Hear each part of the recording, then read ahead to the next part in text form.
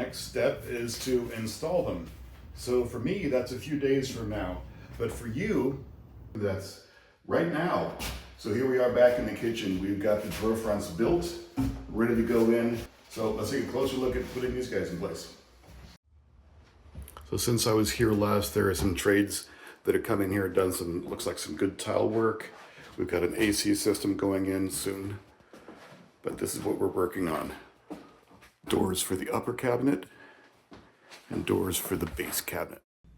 Well, it's time to get that old face frame ripped out and replaced back in tip-top shape.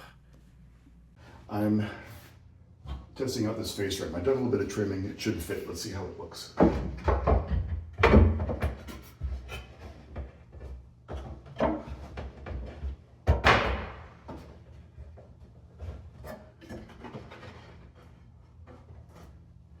Here we go. Let's fix this guy permanently.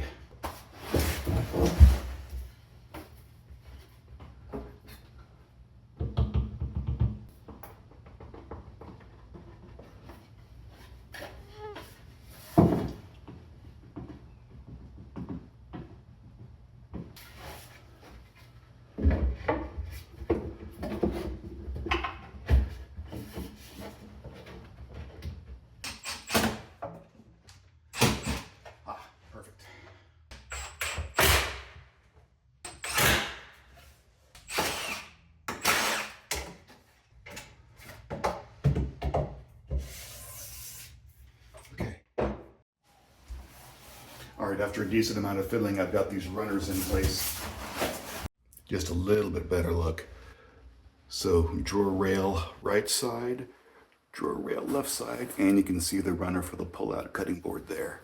All nice and secure. A quick overview of the doors before we start installing everything. You do remember seeing me make the doors, correct?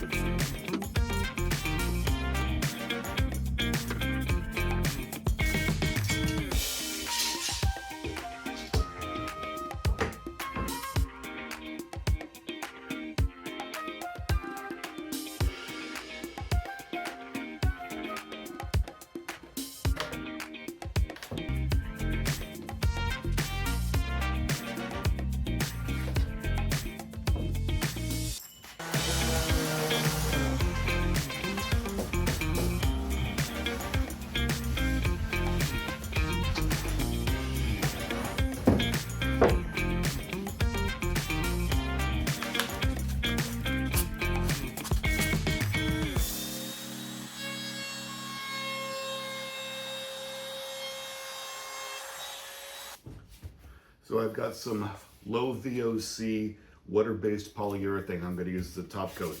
This is a coat or two of shellac as a base and then polyurethane on top. So anytime that, especially in a home shop or non-commercial, low VOC is definitely the way to go. It's just better for everything. Makes your girlfriend not hate you when you're doing laundry.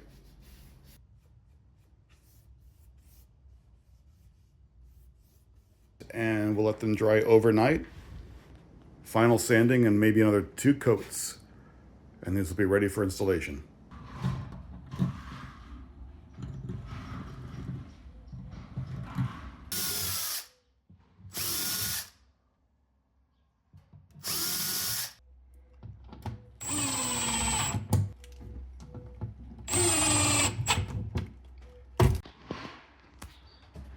top doors are in place. Short on a couple hinges, so they are marked and drilled, ready for hinges. Lower cabinets are marked, ready for installation once the new hinges come in.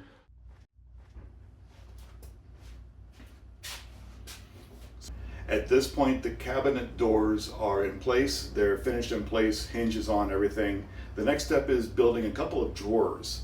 So I've got some 1/2-inch pre-finished plywood that I will use. And since I've only got 2 to make, this shouldn't take too terribly long.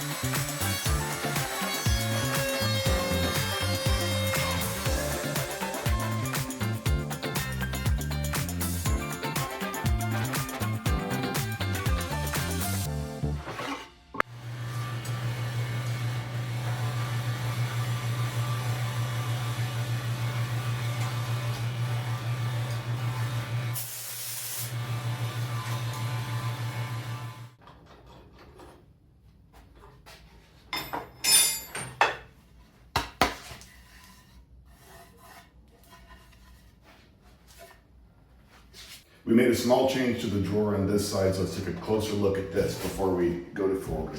Here's the runner that I built. Since these are 1920s cottages, I wanted to keep the design what was there originally. So it's a simple plastic clamp that slides in place, and there's no traditional drawer slides, but we do have some little plastic runners that I'm going to put in on each corner that'll make the slide in and out nice and smooth.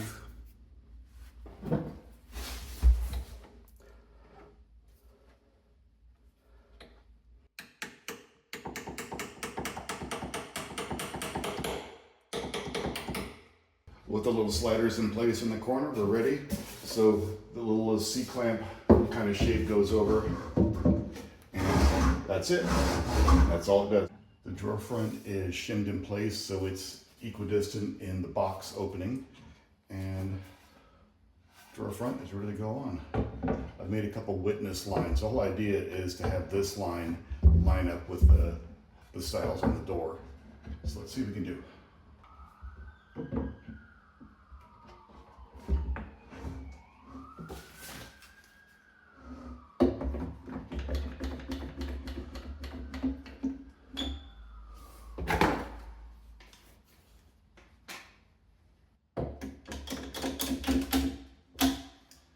Okay.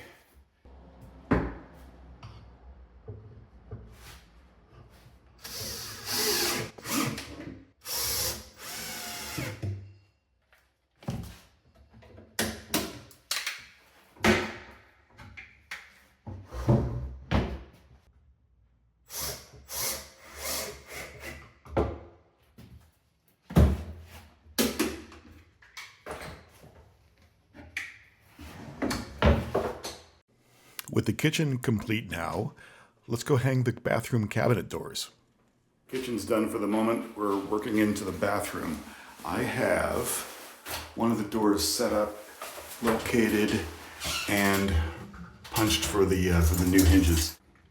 These hinges are new versions, but they'll work just fine.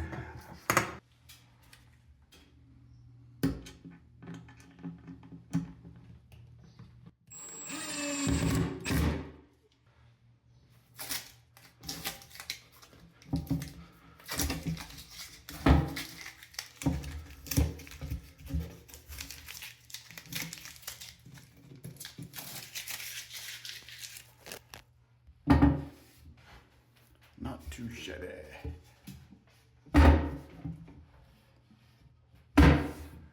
All right. This is where we're going to leave this project. I've got the drawers in place, drawer fronts are all squared up. I think I might need to add some magnetic catches to keep the doors in place, but that's minor stuff. I really enjoyed working on this 1920s cottage, keeping with the style of what's already here and making a couple modern twists, but keeping overall aesthetic. So thank you so much for watching this video with me. Have a good one.